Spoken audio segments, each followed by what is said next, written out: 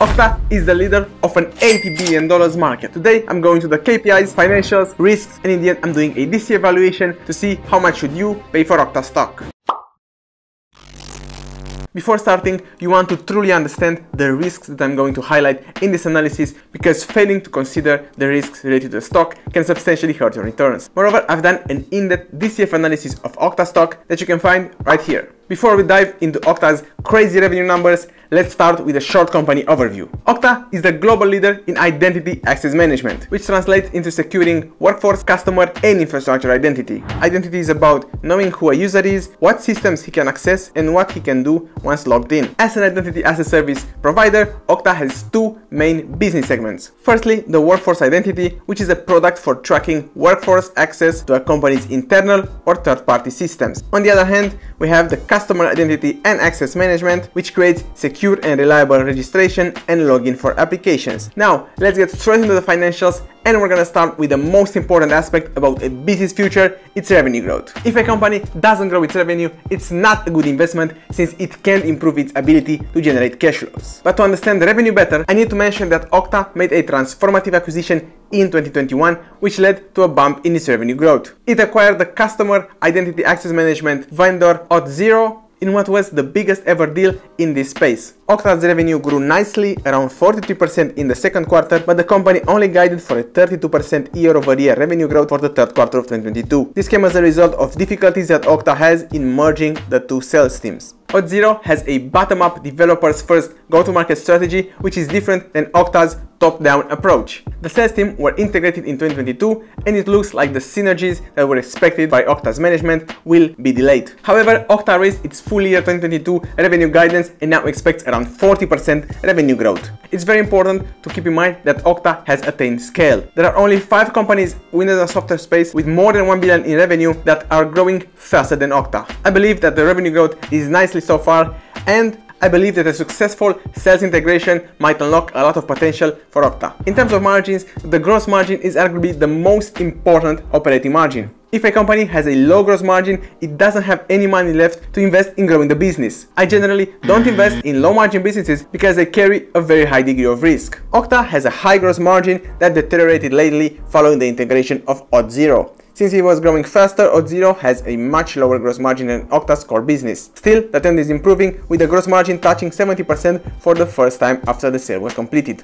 Next up, we have the operating margin, which ideally we want to improve over time. OKTA isn't profitable even when considering the adjusted operating margin, which ignores all the stock-based compensation expenses. In order to understand why the operating margin is so bad, let's look at each operating expense individually. All the operating expenses are higher than before the merger, with the sales and marketing being the most significant one. This proves that OKTA's strategy is optimized for massive growth. The company spends really big amounts on sales and marketing and R&D in order to bring more products to market and cross-sell to existing customers. But how can we tell if OKTA's go-to-market strategy is successful? In order to find out, we're going to be looking at a crucial operating metric, the customer acquisition cost. This shows how much OKTA spends to acquire $1 in a contracted value. Unfortunately for OKTA, even with its great go-to-market strategy of land and expand, the sales efficiency has crumbled in the first half of 2022. The company spent around $4.6 for every $1 of contracted revenue. Moreover, the payback period has seen an all-time high of 38 months before going down to 18 months in the last quarter.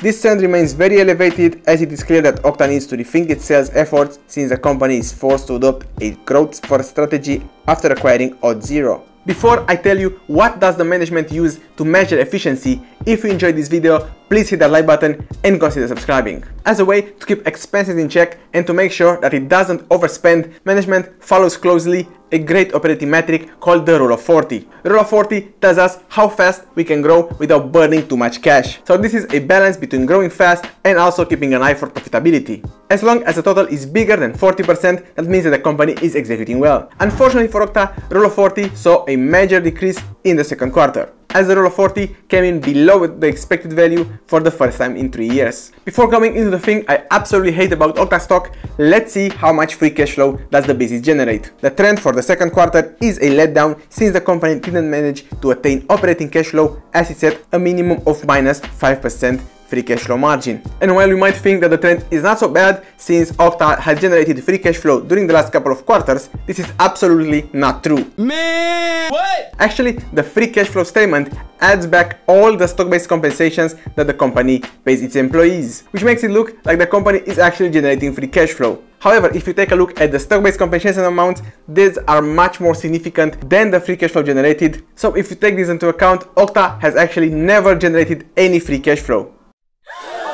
Besides the fact that OKTA is actually not generating any cash, there's another silent killer for shareholders, which is dilution. OKTA has diluted its shareholders on average 15.6% every year, which means you would lose 15% of your ownership every year without doing anything. However, in spite of negative free cash flow and massive dilution, let's get into the operating KPIs to see why I believe that OKTA still has massive potential. Even after one of its partners was hacked, OKTA's brand remains strong as the company added around 220 customers with more than $100,000 in annual recurring revenue in the last quarter. The most important metric regarding customers is the net retention rate. This shows how much do customers like the platform, and it's calculated as the net expansion of the annual contracted value for existing customers over the last 12 months. Generally, anything over 120% is a great value, and keeping in mind that OKTA has tremendous scale, I think that the net retention rate is definitely a plus. Another crucial metric for software companies is the RPO, or the remaining performance obligation. It consists of amounts that have not been recognized as revenue and offers a good proxy about the future revenue growth. The RPO tells us straight how strong is future demand for OKTA's services. Unfortunately for OKTA, the RPO was relatively flat on a quarter-over-quarter basis, which confirms that demand for OKTA services is slowing down, and we might see this trend persist in the next quarters. RPO is one of the metrics that I'm definitely going to keep an eye on to see if OKTA can get this momentum back. Another crucial aspect that can make or break a company is its management. OKTA is led by its co-founder, which is also the CEO and the president of the board. Moreover, the CEO owns around 5% of the company, which shows that he has skin in the game. Another key to evaluate the team is how well does management deliver on its promises. OKTA has an outstanding record as the company delivered on all 13 quarters since it got listed for both revenue and earnings. As a result, I believe that OKTA's management is a plus, and for now it looks like they're serving shareholders well, excepting of course for the immense amounts of stock-based compensations that they're getting paid. The reason why OKTA can grow so fast is because it is in a fast-growing industry. The cybersecurity industry is growing at a phenomenal pace because of the transition to a zero trust paradigm, as well as the migration towards a cloud-based network that will slowly replace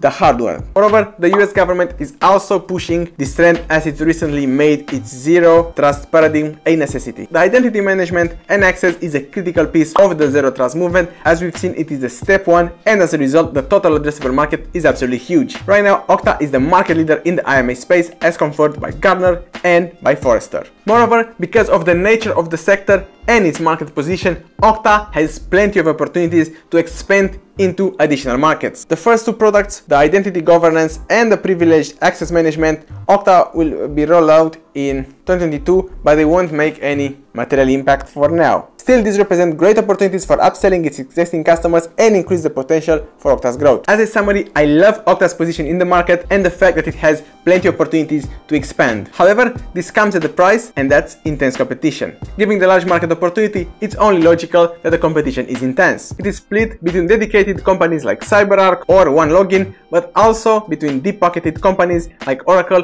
IBM or Microsoft. Lastly, before we go into the risks involved with OKTA stock, one important aspect about its go-to-market strategy is international expansion. OKTA makes significant improvement in the international space after acquiring Auth0. It is expected that international revenue will grow as a percentage of revenue as the company has many opportunities for upselling. Although OKTA is a market leader and it has achieved incredible scale, there are still many risks involved, starting with the most important one, the fact that the company doesn't have any free cash flow and it might take it several years before it attains real free cash flow or operating profits. Secondly, OKTA obviously overpaid for Auth0 in a period where valuation multiples were very high and now carries around $5.4 billion in goodwill that will be probably impaired soon. It looks like the synergies expected by the management are going to take longer to come to fruition. Moreover, one of OKTA's partners has been hacked at the beginning of 2022. Although these are isolated events, they have a strong impact on OKTA's brand from a potential customer or shareholder's perspective. Lastly, the stock is very volatile and it seems like the market is now very fond of profitable companies. This is not the case for OKTA, so I expect that the pain will continue for OKTA stock, which might create a good risk-reward ratio for the long term. Before I go into OKTA's valuation, if you enjoyed this analysis, please hit the like button and consider subscribing. Although OKTA is the cheapest that it has ever been,